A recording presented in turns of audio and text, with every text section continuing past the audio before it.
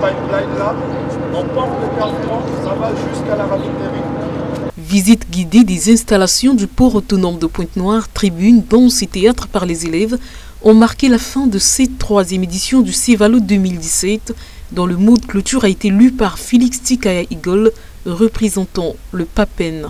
3 semaines durant, les élèves ont participé à plusieurs activités et ont appris quelques notions dans divers domaines. J'ai aussi pu apprendre à faire le tricot et la broderie, ainsi que faire des gâteaux à la pâtisserie.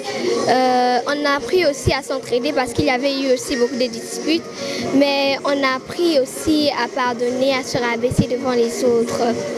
Donc, on a appris beaucoup de trucs ici, on a eu de nouvelles rencontres, on a appris à faire plein de choses qu'on ne peut pas oublier, comme la poterie, parce qu'on a pu faire des pots. Donc.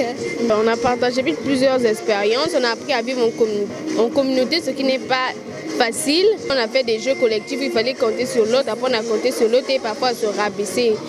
Plusieurs trucs en fait. Nous sommes que satisfaits de ce qui s'est passé.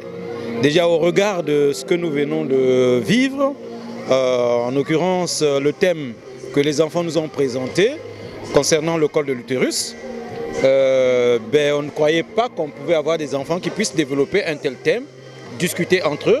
Je pense que ça a édifié et nous espérons que tout ce qu'ils ont appris ici leur permettra de s'épanouir, d'avancer.